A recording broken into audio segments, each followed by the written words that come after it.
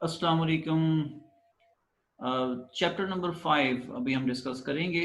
Chapter number 5 entitled energetics of the chemical reaction. Chemical reaction तो हम इस बात को हम समझते हैं कि यहाँ केमिकल रिएक्शंस की बात हो रही है, बट केमिकल रिएक्शंस का ताल्लुक जिसका एनर्जेटिक्स यानी एनर्जी से जिसका ताल्लुक होगा, हम उसकी बात कर रहे हैं। तो energetics word is derived from energy.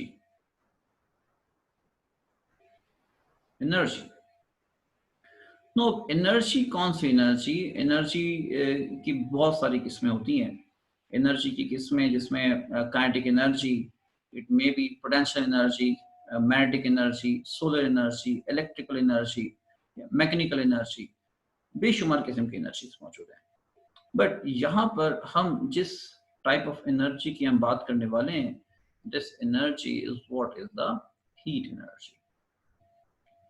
What heat यानी केमिकल रिएक्शन जिसका ताल्लुक हीट एनर्जी से हो, यानी हीट एनर्जी केमिकल रिएक्शन से रिलेट करते हुए जितनी भी बातें हम इस चैप्टर में हैं, हम उसे डिस्कस करेंगे। So this is all about the heat energy. No heat energy से ताल्लुक रखते हुए हम केमिकल रिएक्शंस को हम क्या कहते हैं? This is what is the thermochemical reactions.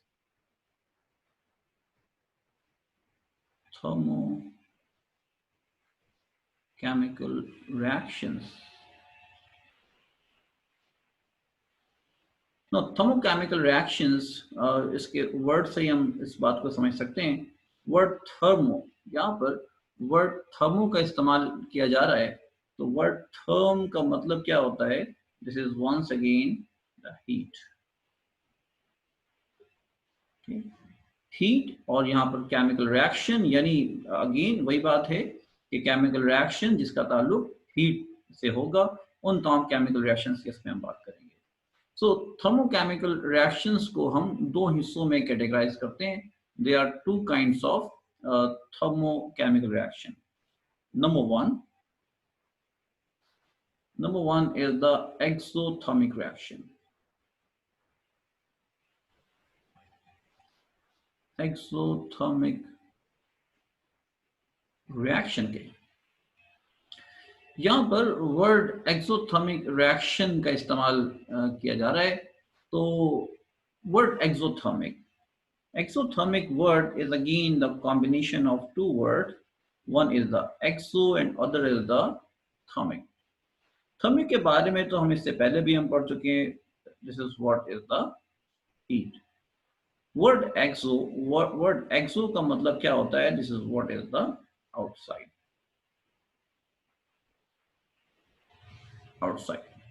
यानी ये ऐसे केमिकल रिएक्शंस की इसमें बात हो रही है जिसमें हीट आउटसाइड यानी बाहर निकलती हो, यानी जिसमें कोई केमिकल रिएक्शन हो और उस रिएक्शन में हीट बाहर इवॉल्व हो, यानी हीट बाहर निकल जाए इसमें से।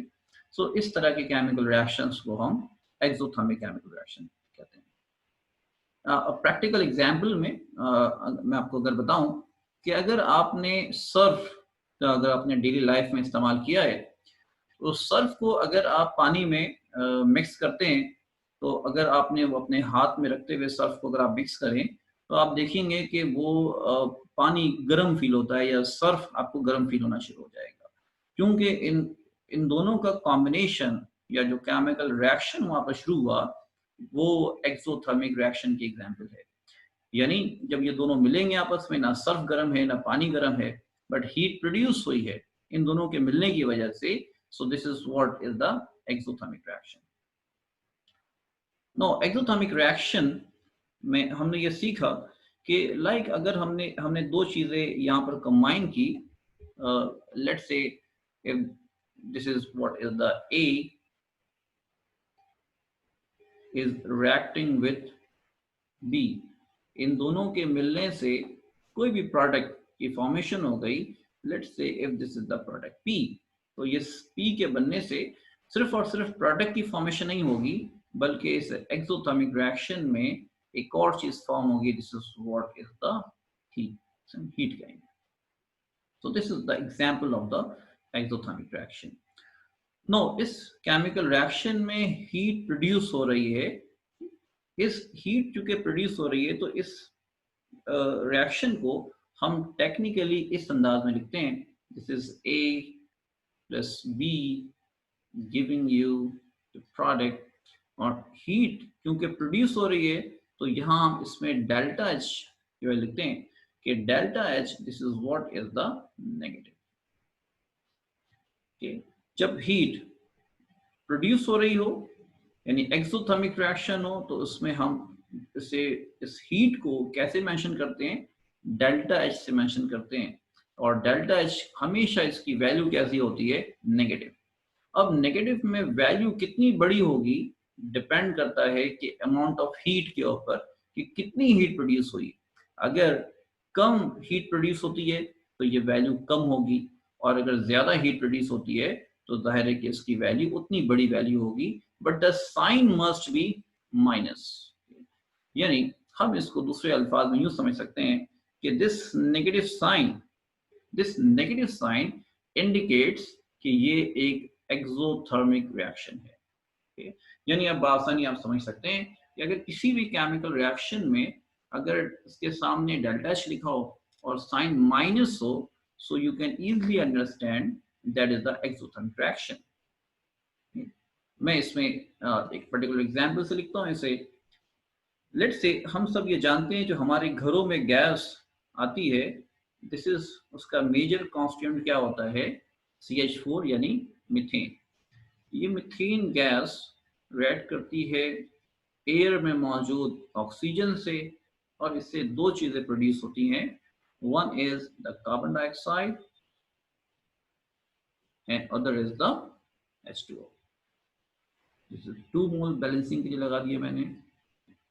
तो ना सिर्फ इसमें कार्बन डाइऑक्साइड और वाटर प्रोड्यूस होता है, बल्कि हम ये जानते हैं कि यहाँ पर हीट की भी प्रोडक्शन होती है, plus heat.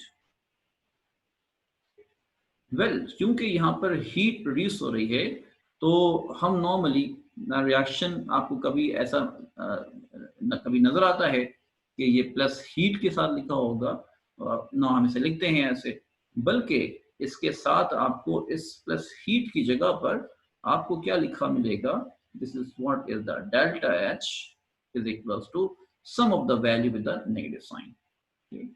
So this is what is the exothermic reaction.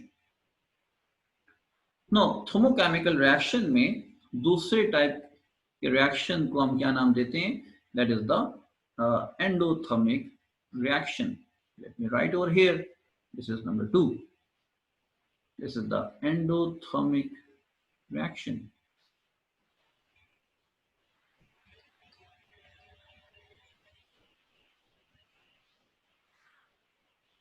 Now, once again, the endothermic reaction is the combination of two words. One is the endo and other is the thermic.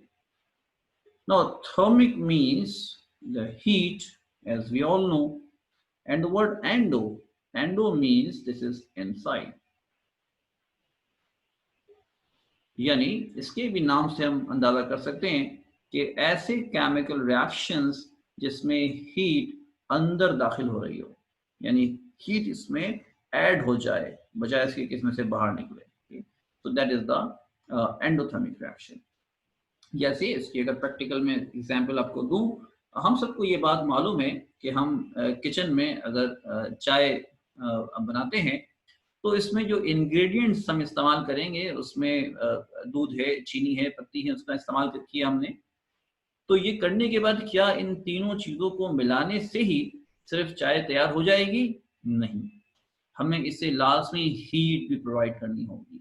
जब तक हम इसे heat provide नहीं करेंगे, इस product यानी चाय यानी टी तैयार नहीं हो सकती। तो इस तरह के केमिकल रिएक्शन के लिए हम इसे क्या लिखेंगे, this is word is reaction like this is A plus B, कि कोई भी हमने रिएक्टेंट A B मिलाया हमने या C मिलाया इसमें हमने, और तो सिर्फ और सिर्फ इनको मिला देने से प्रोडक्ट की फॉर्मेशन नहीं हो जाएगी। यानी this is not the product, यानी यहाँ पे प्रोडक्ट हमारे पास बन गया प्रोडक्ट, बल्कि हमें इसे हीट भी करना पड़ेगा, प्लस हीट। ओके, तो हम हीट इससे प्रोवाइड करेंगे। नो, यहाँ पर चूंकि हीट हम इससे प्रोवाइड कर रहे हैं, तो इस केमिकल रिएक्शन को टेक्निकली हम कैसे लिखते हैं?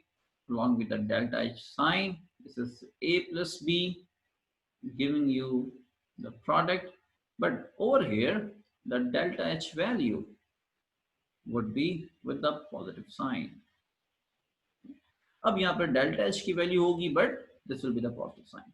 यानी इसे भी हम सिंपली यूं समझ सकते हैं कि जब भी हम किसी भी केमिकल रिएक्शन के साथ डेल्टा H की वैल्यू हम चेक करें और वो पॉजिटिव साइन के साथ हो, तो हम ये बआसानी समझ सकते हैं that is one of the endothermic reaction, is the endothermic reaction. अब ये वाइस वर्सा दोनों बातें हैं, यानी एंडोथर्मिक रिएक्शन लिखने के लिए कहा जाए तो आप समझ जाएंगे कि डेल्टा H का साइन पॉजिटिव होना चाहिए, और अगर डेल्टा H का साइन पॉजिटिव देखें आप कहीं किसी रिएक्शन के साथ, तो आप आसानी से कह सकते हैं कि ये एक एंडोथर्मिक रिएक्शन है।